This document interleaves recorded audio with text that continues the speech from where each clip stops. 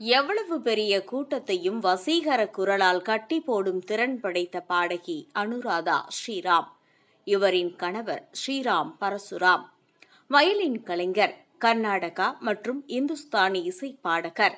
இல்லறத்திலும் இசைத்துறையிலும் கரம் கோத்து கலக்குபவர்களில் கலகலப்பான பேச்சு, இடையிடையே பாடல் என எவ்வளவு பெரிய கூட்டத்தையும் வசீகர குரலால் கட்டி போடும் திறன் படைத்த பாடகி அனுராதா ஸ்ரீராம். இவரை பற்றி அவரே கூறுகின்றார், பார்க்கலாம். மும்பையை பூர்வீகமாக கொண்ட ஸ்ரீராமுக்கு வயலின் 3வது கை மாதிரி 7 வயசுலேயே கச்சேரி பண்ண ஆரம்பிச்சுட்டாரு. நான் பிறந்து வளர்ந்ததெல்லாம் சென்னை. ரஜினி சாருக்கு மகளா காளி உட்பட சில படங்கள்ல நடிச்சேன். இசைதான் கரியர்னு முடிவெடுத்து 12 வயசுல இருந்தே கச்சேரிகள்ல பாட ஆரம்பிச்சேன்.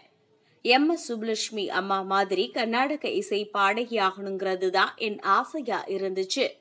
அமெரிக்கா வெஸ்லியன் யூனிவர்சிட்டியில மியூசிக்கல் கோர்ஸ் படிக்க போனேன். அந்த இன்ஸ்டிடியூட்ல PhD பண்ணிட்டு இருந்தாரு ஸ்ரீராம். எனக்கு வழிகாட்டியாக அமைஞ்சாரு. நட்பு காதலாச்சு. நான் தான் முதல்ல என் காதலை வெளிப்படுத்தினேன்.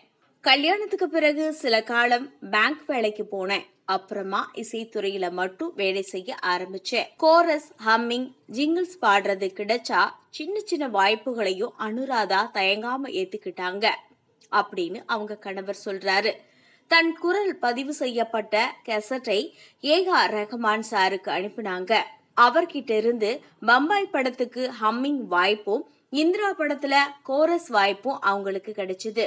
மனைவியின் ஆரம்பகால சவால்கள் குறித்து ஸ்ரீராம் பேசுகையில் அவ்வளவு அருமையான தோழமைக்கான பரிவு தெரிந்தது. மெலடி, பக்தி, கானா என பல ஜேர்னல்களில் ரசிகர்களை ஓப்போட வைக்கும் அனுராதாவின் திறமைக்கு அதிகமான வாய்ப்பளித்தார் இசையமைப்பாளர் தேவா. சித்ரா, சுஜாதா, ஸ்வர்ணலதா வரிசையில உங்களுக்கும் இடம் கிடைக்கும்னு தேவா சார் மனசார வாழ்த்தினாரு. தொடர்ச்சியா அவர் படங்கள்ல பாடுற வாய்ப்பும் கொடுத்தாரு. என் வாழ்க்கையில தேவா சார் வராம இருந்திருந்தா நான் பெருசா தெரியாமலேயே போயிருப்பேன் அப்படின்னு அனுராதா சொன்னாங்க. கல்யாணம் ஆன புதுசுல உனக்கு போதுமான தூக்கம், ஓய்வும் தேவை. அதனால பாடுறதுல மட்டும் கவனம் செலுத்து. வீட்டு வேலைகளை நாங்க பாத்துக்கிறோம்னு இவர் வீட்லயே சொன்னாங்க. ஒரு பொண்ணோட வளர்ச்சிக்கு குடும்பத்தாரின் ஆதரவு எவ்வளவு முக்கியம்ங்கிறதுக்கு உதாரணமா இவரும் இவரின் பெற்றோரும் எனக்கு பக்கபலமா இருந்தாங்க. இந்த காலத்துல குழந்தைகளை திசை மாறி போக நிறைய வழிகள் இருக்கு. எவ்வளவோ பிஸியா இருந்தாலும், கரியர்ல நமக்கு எவ்வளவோ போராட்டங்கள் இருந்தாலும், குழந்தைகளின் நலன்களையும் கவனம் செலுத்த வேண்டியது பெற்றோரோட தலையாய கடமை.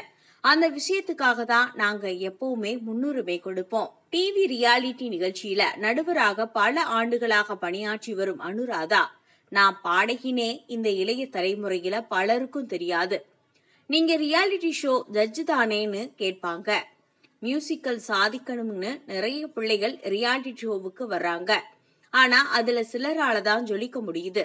நல்ல வேலையா 30 வருஷத்துக்கு முன்னாடியே நான் ஃபீல்டுக்கு வந்துட்டேன். ஓரளவுக்கு நல்ல பாடல்கள் பாடி இருந்தாலும் கூட என் பசங்க மட்டும் என்னை சிங்கராவே மதிக்க மாட்டானுங்க. 2 பசங்களும் அனிருத் ரசிகர்கள். அவர் மியூசிக்ல நான் பாடினாதான் என்ன சிங்கரா ஏத்துப்போன்னு சொல்றாங்க. அதனால அனிருத் கிட்ட வெக்கத்தை விட்டு எனக்கு ஒரு சான்ஸ் கொடுப்பான்னு கேட்டேன். இத்தனை வருஷத்துக்கு அப்புறமா எனக்கு எப்படி ஒரு சிக்கல் வந்திருக்குன்னு பாருங்கன்னு செமையா சிரிக்கிறாங்க.